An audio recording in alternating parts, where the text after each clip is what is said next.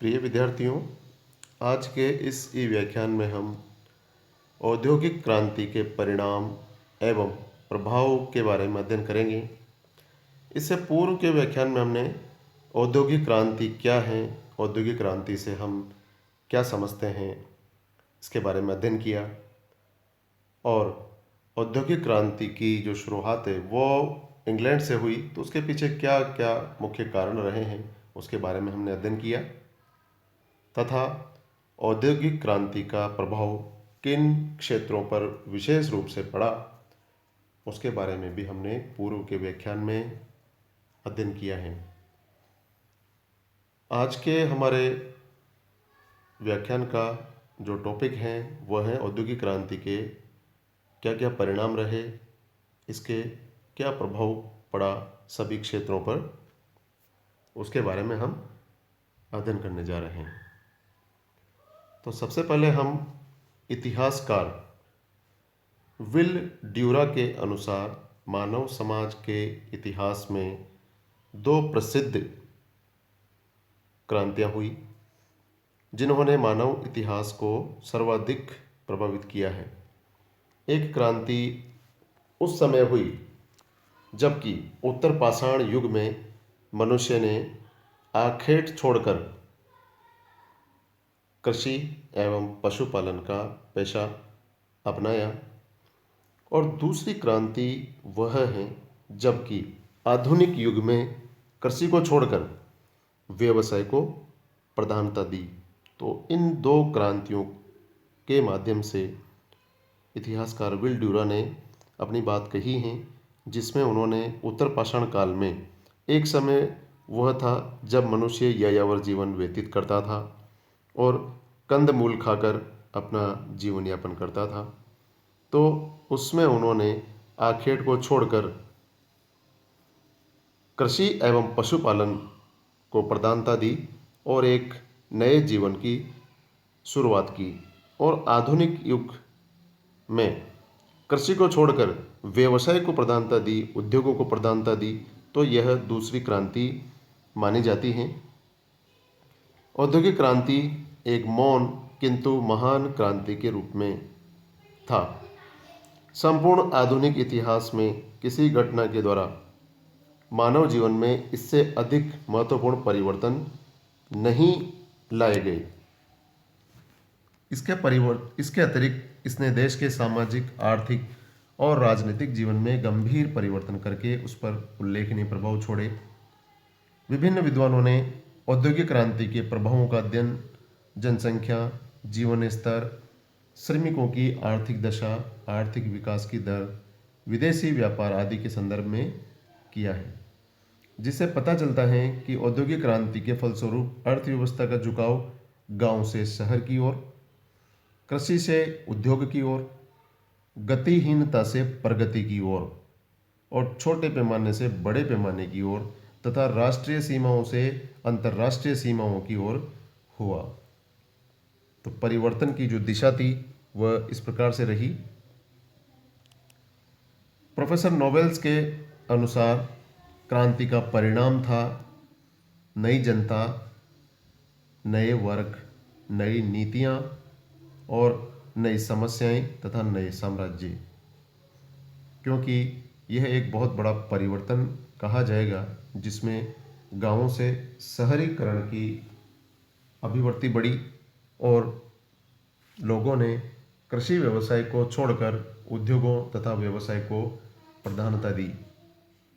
तो इससे लोगों का व्यवसाय चेंज हुआ, तो यह नई जनता और नए नए उद्योग स्थापित हुए, तो नए वर्ग भी उत्पन्न हुए, नई नीतियां बनी, पॉलिसी बनी तथा इन परिवर्तनों के फलस्वरूप नई नई समस्याएं और नए साम्राज्य जो है उदित हुए। तो सबसे पहले हम बात करते हैं औद्योगिक क्रांति के सामाजिक परिणाम की। औद्योगिक क्रांति के फलस्वरूप न केवल इंग्लैंड बल्कि यूरोप में जनसंख्या वृद्धि की प्रवृत्ति दिखाई देती है। वर्ष 1750 ईस्वी में यूरोप की जनसंख्या 14 करोड़ थी, जबकि 1950 ईस्वी में यूरोप की जनसंख्या बढ़कर 54 करोड़ हो चुकी थी। तो इस प्रकार से इन 200 वर्षों के अंतराल में जनसंख्या में इतनी तीव्र गति से वृद्धि हुई, क्योंकि रोजगार के अवसरों से, जीवन स्तर में वृद्धि होने से जनसंख्या वृद्धि का अत्यधिक तेजी से वृद्धि हुई। कृषि की उन्नति, खाद्यान्न की उपलब्धता, यातायात के साधनों का विकास तथा मांग के क्षेत्रों में खाद्यान्न की आपूर्ति और विकसित औषधि विज्ञान ने जनसंख्या वृद्धि को संभव बनाया। नए सामाजिक वर्गों का उदय हुआ। पूंजीपति वर्ग, श्रमिक वर्ग तथा मध्यम वर्ग का उदय इस युग की देन रही। 3 प्रकार के वर्ग इसमें सामने आए। पूंजीपति वर्ग, जिन्होंने अपनी पूंजी लगाकर उद्योग या व्यापार की स्थापना की। श्रमिक वर्ग तथा मध्यम वर्ग। समाज में नए वर्गों के अभ्युदय ने नए व्यवहार एवं संबंध को जन्म दिया। परंपरागत भावनात्मक मानवीय संबंधों का स्थान आर्थिक संबंधों ने ले लिया। मशीनीकृत जीवन को प्रमुखता मिलने लगी। संयुक्त परिवार व्यवस्था छिन्न भिन्न होने लगी। परिवार बिखरने लगे। भौतिक प्रगति ने कई समस्याओं को जन्म दिया है, जैसे कि नैतिक मूल्यों में गिरावट आना। उसके अतिरिक्त औद्योगिक क्रांति के परिणाम स्वरूप व्यापक सांस्कृतिक परिवर्तन आए, जो आज तक भारत सहित विश्व के सभी भागों में देखे जा सकते हैं। जाति, नस्ल, कुल आदि पर आधारित सांस्कृतिक परंपराओं में बदलाव आने लगा। मनोरंजन के साधनों में परिवर्तन आने लगा। इस प्रकार औद्योगिक क्रांति के व्यापक सामाजिक परिणाम निकले। सबसे बड़ी बात तो यह रही कि औद्योगिक क्रांति के आरंभ से ही अशांति एवं असुरक्षा मनुष्य के आर्थिक जीवन का आधार बन गई थी।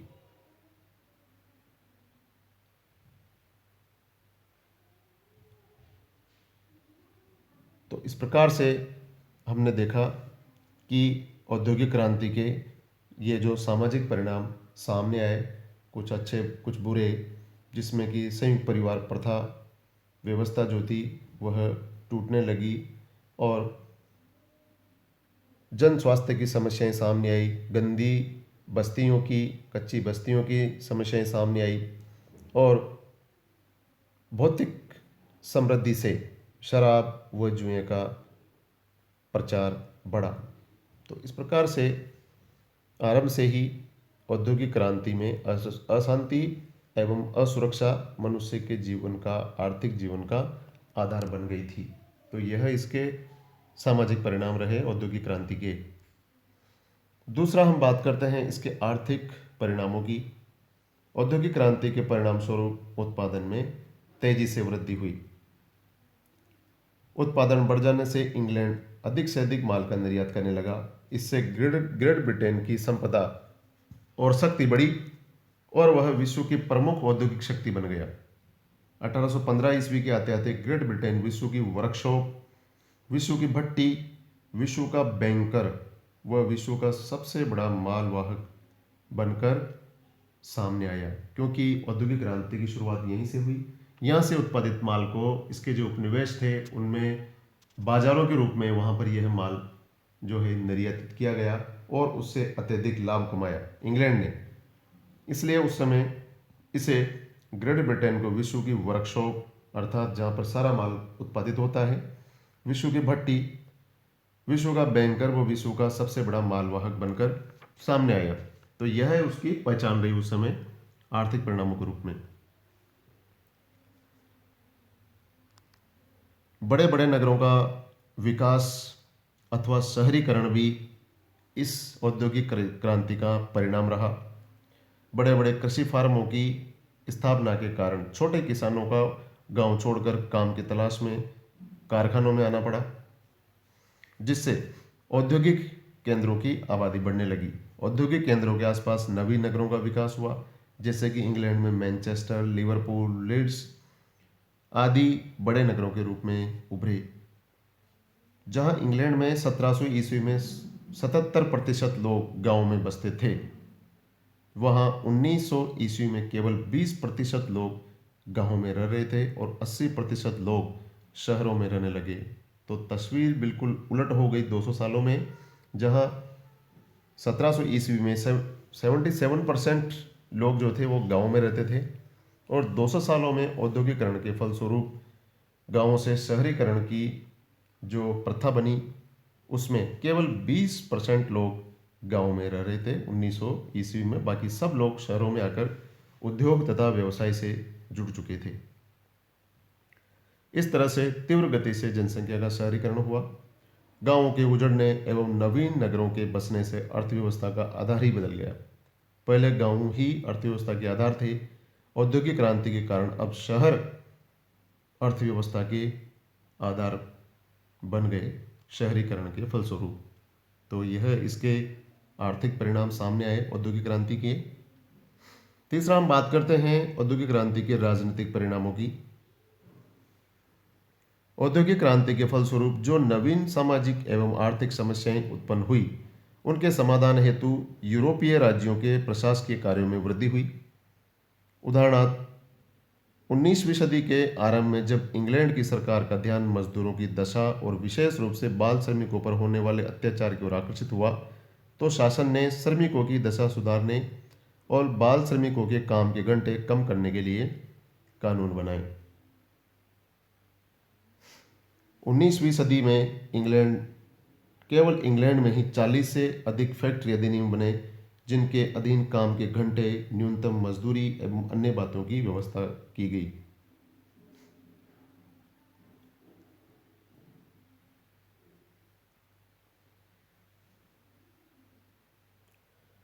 आरंभ में उभरते मध्यम वर्ग की संसदीय सुधार की मांग का विरोध किया, अर्थात संसद में प्रतिनिधित्व की मांग का विरोध किया, किंतु आगे चलकर यह मांग इतनी प्रबल हो गई कि उसकी उपेक्षा नहीं की जा सकी। 19वीं सदी में इंग्लैंड में अनेक संसदीय सुधार किए गए। 1867 ईस्वी में सरकार को नगरीय मजदूरों को मताधिकार देना पड़ा, और फिर 1884 ईस्वी में ग्रामीण मजदूरों को भी यह अधिकार मिला। इस प्रकार औद्योगिक क्रांति से पनपे वर्गों के प्रभाव के फलस्वरूप राजनीतिक सत्ता भूमिपतियों के हाथ से मुक्त हुई और इंग्लैंड में जनतंत्र का विकास हुआ। इसी बात का समर्थन करते हुए इतिहासकार एंशर का मत है कि इंग्लैंड में 19वीं शताब्दी में होने वाले संसदीय सुधार औद्योगिक क्रांति के परिणाम स्वरूप संभव हुए थे। अगला जो परिणाम है वह है उपनिवेशवाद को बढ़ावा मिला औद्योगिक क्रांति के फलस्वरूप। यह भी एक इसका राजनीतिक कारण परिणाम रहा। औद्योगिक क्रांति ने उपनिवेश स्थापित करने अथवा अविकसित देशों पर राजनीतिक नियंत्रण स्थापित करने की प्रवृत्ति को बढ़ावा दिया। 19वीं सदी में इंग्लैंड, फ्रांस, हॉलैंड, बेल्जियम आदि देशों ने अपने अपने औपनिवेशिक साम्राज्य का विस्तार किया, जिससे यूरोपीय राज्यों में औपनिवेशिक एवं व्यापारिक प्रतिद्वंदिता शुरू हो गई। 19वीं सदी के अंतिम चरण में साम्राज्यवादी लिप्सा ने उन्माद का रूप धारण कर लिया, अर्थात यह एक पागलपन की हद तक उपनिवेशवाद पहुंचा। ऐसी स्थिति में अंतर्राष्ट्रीय तनाव बढ़ने लगा, जिसके कारण प्रथम महायुद्ध को जन्म देने वाली परिस्थितियों को बढ़ावा मिला। तो यह एक बहुत महत्वपूर्ण राजनीतिक परिणाम सामने आया औद्योगिक क्रांति का, क्योंकि औद्योगिक क्रांति के फलस्वरूप उत्पादित माल को खपाने के लिए बाजारों की आवश्यकता पड़ी, और बाजारों की पूर्ति के लिए उपनिवेशवाद अर्थात एक दूसरे देश के ऊपर जो है कब्जा करके और उसको अपने अधीन बनाकर केवल बाजार के रूप में उसको प्रयुक्त किए जाने की प्रथा जो है उस समय चल पड़ी, जिसका परिणाम यह हुआ कि बड़े बड़े देशों में उपनिवेशवाद की होड़ में तनाव बढ़ने लगा, और जिसकी परिणति प्रथम विश्व युद्ध के रूप में हमारे सामने आई। अगला जो परिणाम है औद्योगिक क्रांति का वह है वैचारिक परिणाम। औद्योगिक क्रांति से आर्थिक विचारधारा पर भी उल्लेखनीय प्रभाव पड़ा।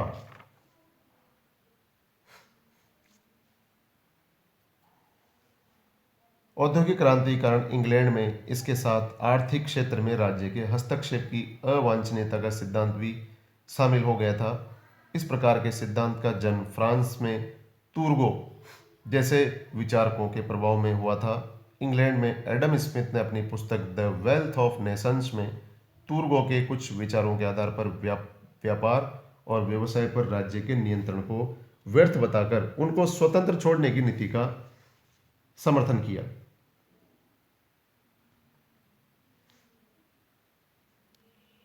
किंतु पूंजीवादी व्यवस्था को पोषित करने वाली आर्थिक विचारधारा का विरोध अवश्यंभावी था। इस प्रकार की विचारधारा में मजदूरों की दुर्दशा एवं यथास्थिति को उचित बनाया गया था। इंग्लैंड और फ्रांस के कुछ विचारकों ने मजदूरों की स्थिति में परिवर्तन लाने पर बल दिया। मजदूरों की दशा सुधारने एवं जन कल्याण की भावना ने समाजवाद को जन्म दिया। समाजवाद का मोटे तौर पर अर्थ है कि समाज में समानता की स्थापना करना। समानता का अर्थ है आर्थिक और राजनीतिक समानता, जिसमें कि अवसरों की समानता, योग्यता के अनुसार कार्य करने का अधिकार, समान कार्य के लिए समान वेतन देने तथा जीवन की न्यूनतम आवश्यकताओं की पूर्ति उपलब्ध करने की भावना उसमें सम्मिलित है। तो इस प्रकार से उस समय की जो परिस्थितियां थी, उन्होंने समाजवाद को जन्म दिया, जिसका कि अर्थ है कि समाज में समानता की स्थापित करना। और समानता का अर्थ है आर्थिक समानता, राजनीतिक समानता, अवसरों की समानता, योग्यता के अनुसार कार्य करने का अधिकार और समान कार्य के लिए समान वेतन तथा जीवन यापन करने के लिए जो न्यूनतम आवश्यकताएं हैं उनकी पूर्ति करने की, उपलब्ध होने की ये सारी सुविधाएं, यह समाजवाद का उद्देश्य है।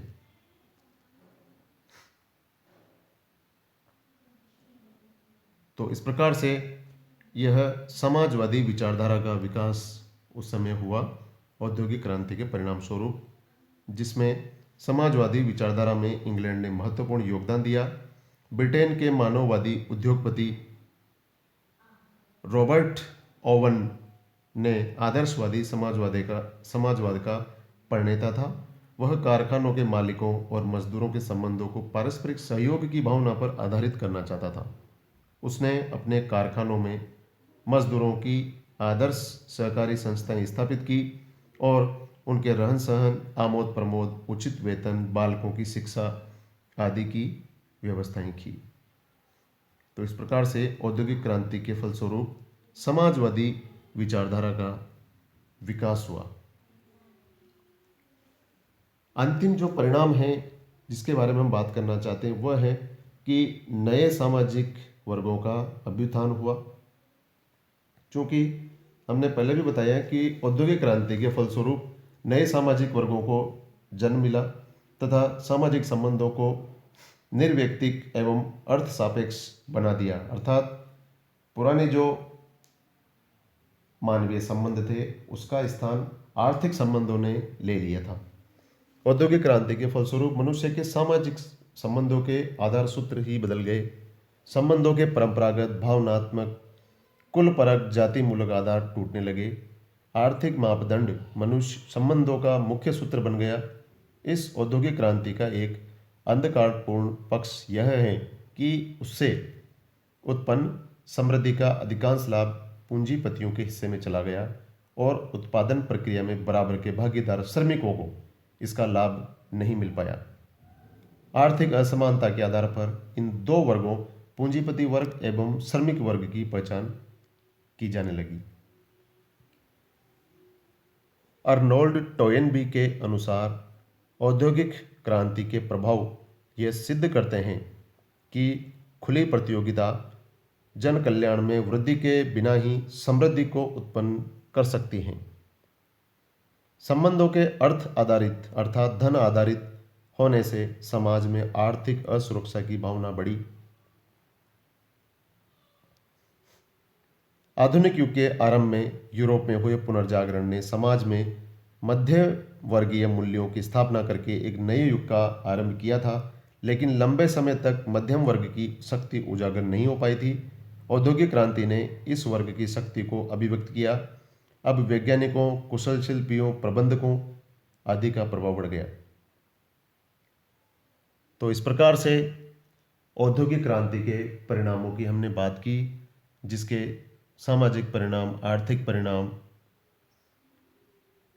राजनीतिक परिणाम, समाजवादी विचारधारा का विकास, उपनिवेशवाद को बढ़ावा तथा नवीन सामाजिक वर्गों का अभ्युत्थान हुआ। यह इसके मुख्य जो है परिणाम रहे औद्योगिक क्रांति के। तो हमने इस ई व्याख्यान के माध्यम से इंग्लैंड में 1750 से 1850 ईस्वी के मध्य उद्योगों के क्षेत्र में, व्यापार के क्षेत्र में जो एक क्रांति हुई, परिवर्तन हुआ, उत्पादन बढ़ा और व्यापार को बढ़ावा मिला, इनके सामूहिक कारणों को ही के कारण ही हमने इसको औद्योगिक क्रांति की संज्ञा दी है, जिसके लिए इंग्लैंड की वहाँ की जो जनता थी, वहाँ का खुला वातावरण था, वहाँ का स्वतंत्र चिंतन और वहाँ की कुछ भौगोलिक विशेषताएं जो थी वो उसके लिए जिम्मेदार थी, जिसके बारे में हमने पूर्व के व्याख्यान में अध्ययन किया है। और औद्योगिक क्रांति के परिणाम स्वरूप कुछ अच्छे बुरे दोनों पक्ष हमारे सामने हैं। Thank you.